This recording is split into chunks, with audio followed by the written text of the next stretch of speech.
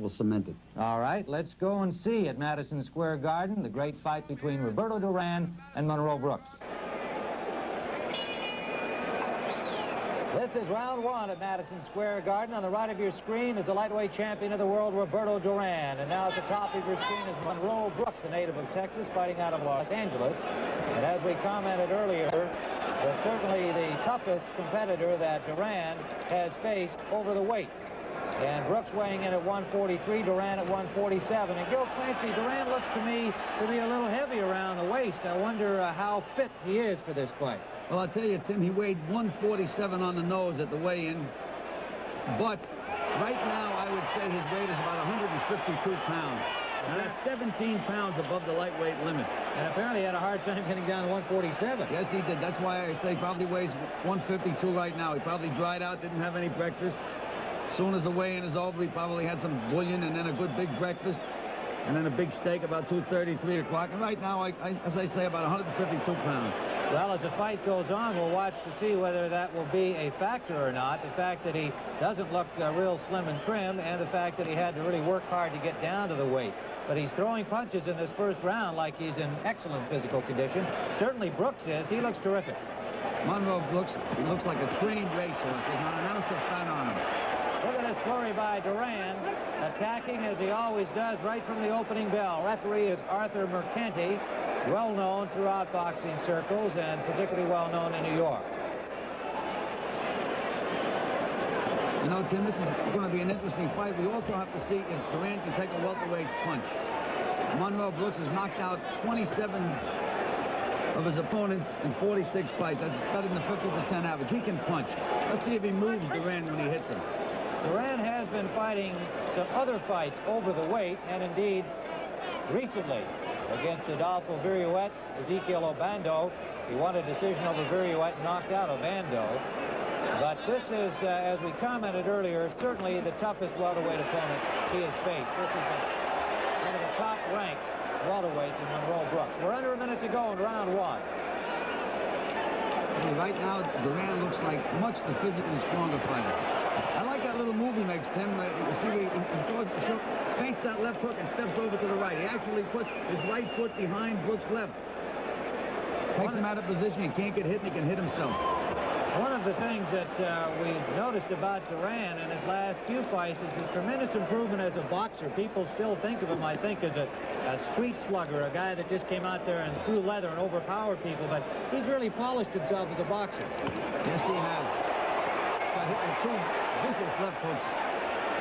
Final seconds, Gil, of round number one for Madison Square Garden.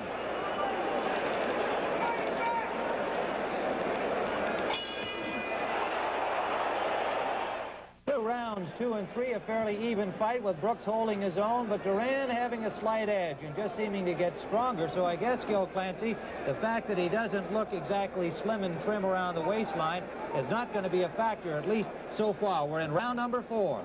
I tell you, Tim, he's carrying the weight real well. His body's even starting to look better as the fight goes on. He still throws punches in bunches, that's for sure. Yeah, he's a strong welterweight. He can handle a division. Roberto Duran on the right of your screen, and you can see he's lost the N off the name on the bottom of his trunks. Apparently kind of stuck on there with some kind of adhesive, and he's lost the letter N. But that, I'm sure, is the farthest thing from his mind. The sheer joy of boxing is what you see with Duran, and if he gets hit, that's usually when he'll smile and then come back with a flurry of his own. Well, I tell you, Brooks says, oh, goodness, got hit with a big right hand. Straight right from Duran. But I tell you, I like Brooks. When he gets hit a good hard punch, he fights back. He fights hard. That's what keeps him in the ballgame, Tim. Duran has lost only once in 64 career professional fights. That to Esteban de Jesus. He revenged it with a victory for the lightweight championship. Tim, you talk about the difference in the welterweight and the lightweight division. Probably that right hand that Duran landed. If he had a lightweight with that punch, I think the lightweight would have went down and out. I would sure think so, and it's happened for him 50 times in 64 fights. Look at this. Duran really working on Brooks, but Brooks showing amazing stamina. We talked about his conditioning back in the first round. He is really ready physically for this fight, and he's showing he can take a punch. Well, I'll tell you, there's something about that Madison Square Garden that bring the best out in fighters. He knew he was fighting in Madison Square Garden. He knew he was fighting a living legend, and he's in condition and ready to go. It's the opportunity of a lifetime. Sure is. We've got less than a minute to go in round number 4 for Madison Square Garden. Roberto Duran on the left of your screen now, circling to the right. Brooks giving him a real good scrap, but Duran showing that he can fight at this weight. He's got a long way to go, of course. It's scheduled for 10. You know, you would think... go ahead, there's a sign of a smart fighter. When the referee broke Brooks, he walked away and he walked behind the referee. Gave him a chance to regroup. Yeah. That's something that's taught in the gymnasium. Doesn't happen by accident. Well, Brooks showing his class. And again, his stamina as he took another fine right hand from Duran. Duran just looks like he loves being in that ring.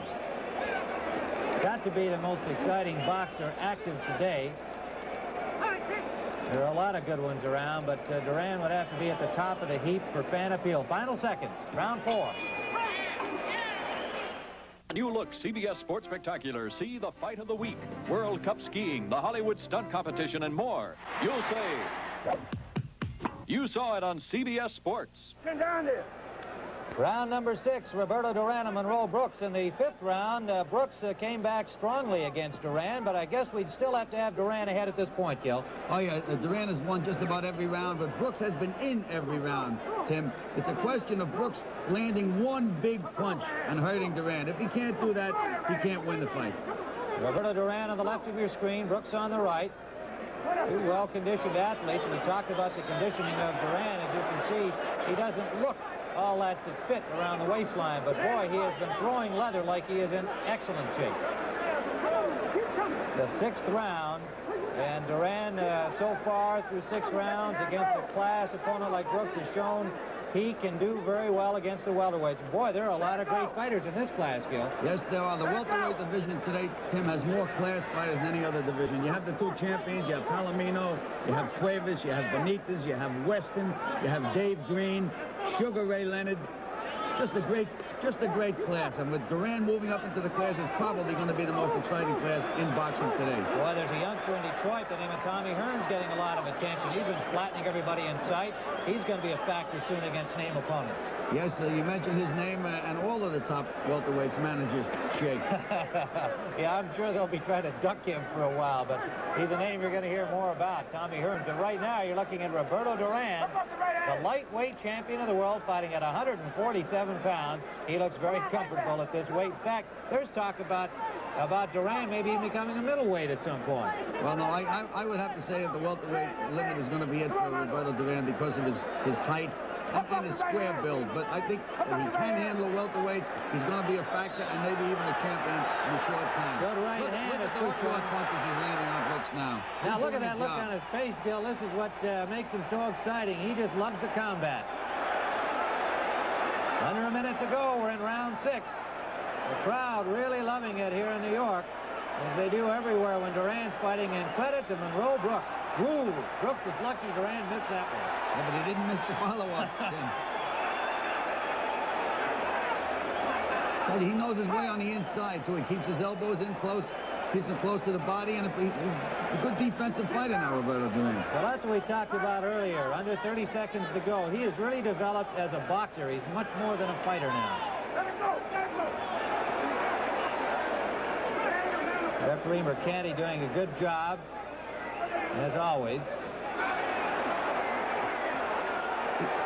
See the way Duran follows up. He throws a right hand, left hook comes right behind it. Final seconds of round number 6.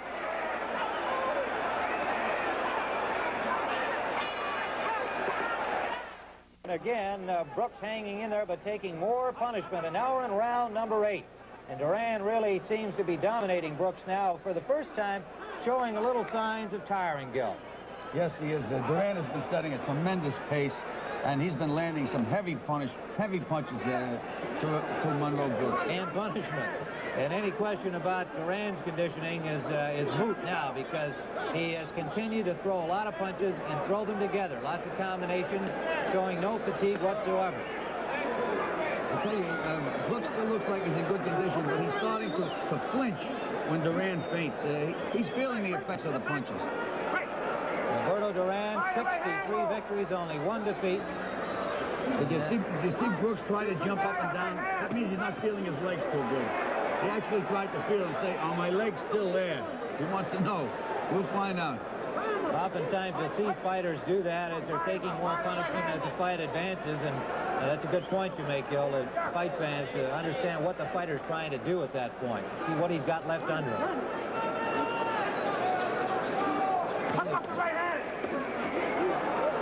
Round 8, Duran just landed another tough, short left. You can just see Brooks' head snap back from the punch. Tim Ryan and Gil Clancy. Brooks and Duran from Madison Square Garden in New York, round 8, scheduled for 10. Duran just standing in there flat-footed now, measuring. Whoop, down he goes. A hard left to the body. Left hook to the liver, Jim. 5. Boy, that hurt him. 6. And it doesn't look like he's going to get up from that. 8. 9. 10. That's it. It's all over. Arthur Mercanti says, sorry, Monroe. You've really had enough. It was a left to the body, right to the liver, as Gil Clancy pointed out. You can see how tired Brooks is now, and he's in some pain. A happy Roberto Duran. And does he love to fight? Let's take a look at that knockout punch again. Not too often you see a knockout punch like this, Gil. No, it's a clean left hook to the liver. A left hand by Duran, and really he had just staggered Brooks with the shots to the head, and that's all it needed was a good, tough body shot to send him down. And Brooks put up a great fight, but there is a happy Roberto Duran, an outstanding victory, and certainly now he's proved he's ready for the welterweight top contenders in the months ahead here in 1979. Remember, next week, here on the CBS Sports Spectacular, we will have Kelly Knutze against Bill Sharkey. A heavyweight fight scheduled for 10 rounds, be live from Miami, Florida, with Knutze against Bill Sharkey. So join us next week on the Sports Spectacular. Once again, how about a big hand for Monroe? And now this is Tim Ryan for Gil Clancy saying thanks for joining us, and let's return you now to Dick Stockton.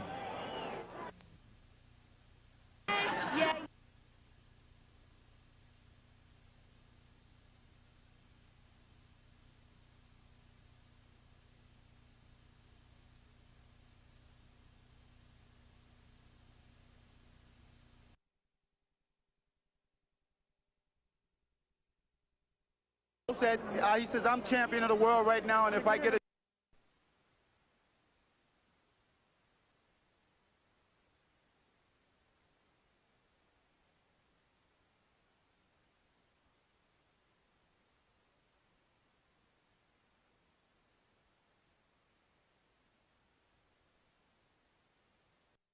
And Brooks weighing in at 143.